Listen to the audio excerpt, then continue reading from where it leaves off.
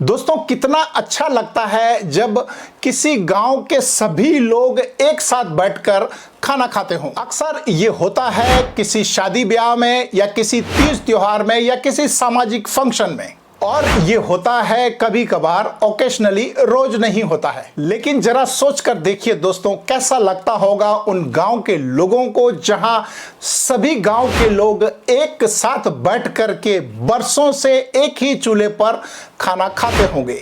जी हाँ दोस्तों, आजकल के इस आधुनिक दौर में जहां भाई भाई के साथ बैठकर खाना नहीं खाता है, यहां तक कि बच्चे अपने माँ बाप के साथ बैठकर खाना नहीं खाते हैं, वहां हमारे देश में एक गांव ऐसा भी है जहां वर्षों से लोग एक साथ खाना खाते हैं और एक ही चूल्हे का खाना खाते हैं। नमस्कार दोस्तों, राजवंश क्रिएशन में एक बार फिर से आपका स्वागत है। मैं हूं आपका दोस्त राजेश सोलंकी। इस बार मैं लेकर आया हूं एक ऐसी कहानी नहीं दोस्तों, एक ऐसी हकीकत जहां पर पूरे गांव के लोग वर्षों से एक ही चूल्हे का खाना खाते हैं। तो चलिए दोस्तों, जानते हैं उस गांव के बारे में, उस गांव के लोगों के बारे में कि आखिर वो लोग कैसे हैं जो इतने भाईचारे से और इतने सौहार्द के साथ एक साथ रहते हैं। तो चलिए दोस्तों, मिलते हैं उस गांव के लोगों से और जानते हैं कि आखिर ये ऐसा कैसे संभव हो पाया है जो आज भी वर्षों से लोग एक साथ बैठकर एक ही चूल्हे पर खाना खाते हैं।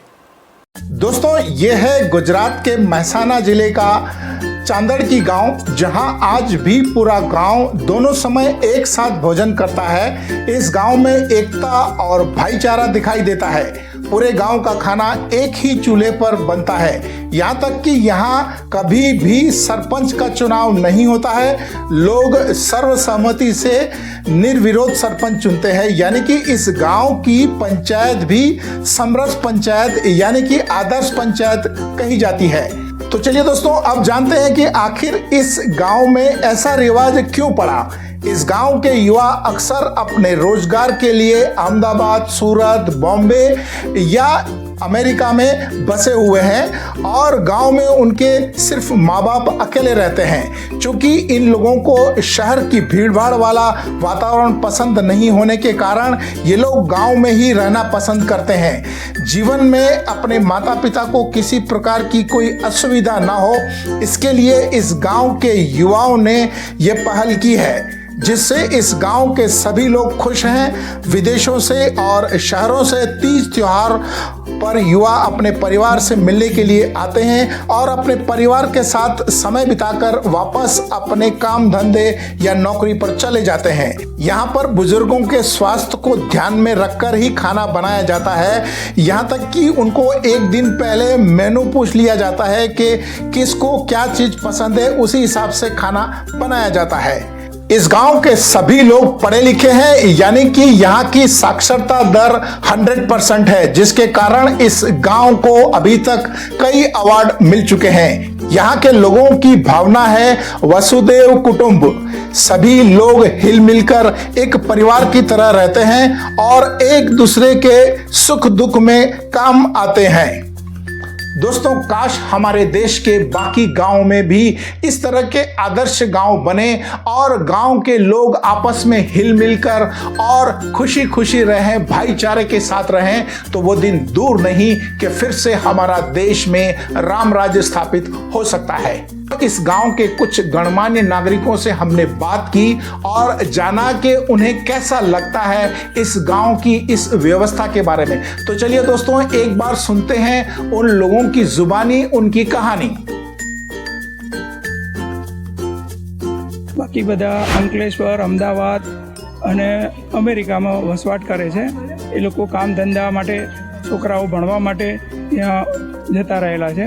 એટલે વૃદ્ધોને રહેવા માટે ત્યાં અમદાવાદમાં ફાવે નહીં, એટલે એ લોકો ગામમાં રહી શકે એના માટે એક સુંદર આયોજન અમે ગોઠવ્યું। અમે એક રસોડે જમીએ છીએ। મારે 25 વર્ષથી દોત નથી, પણ એવી સરસ રસોઈ બનાવવા હતી હું સરસ જમી શકું છું। એટલું સરસ હોય બનાવ્યું ને તે અમને સરસ મજા આવે। આપણે જે કહીએ ને કે વસુદેવ કુટુંબકમ એ ભાવના જ છે અમારા ગામમાં, અને બધા એક જ કુટુંબમાં એક જ ઘરના હોય ને એવી રીતે જ રહીએ છીએ ગામના બધા જ।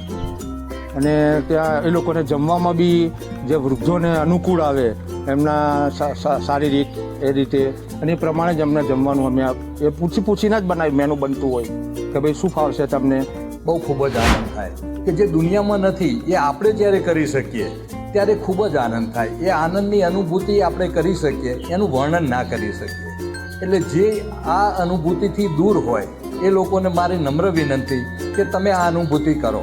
તમે તમારા ભાઈઓ સાથે બેસો, તમારા ગામજનો સાથે બેસો, અમારી જેમ એક જ રસોડે જમવાનું આયોજન કરો.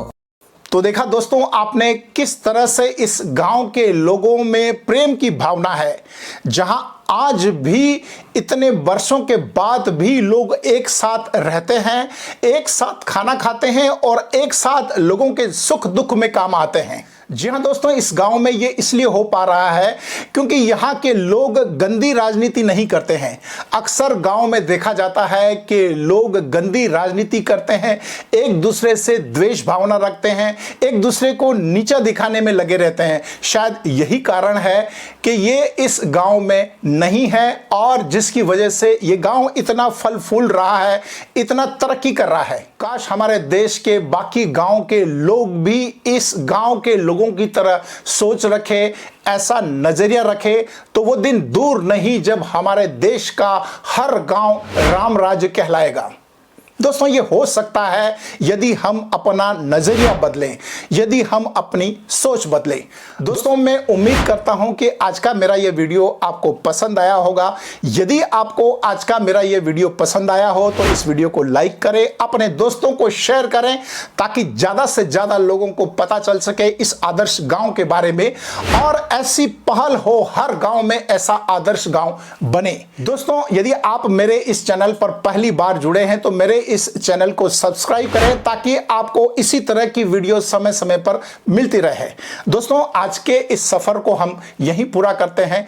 अगले सफर में फिर से मिलेंगे एक और नई कहानी, एक और नई हकीकत के साथ. तब तक अपना और अपनों का ध्यान रखिए. धन्यवाद.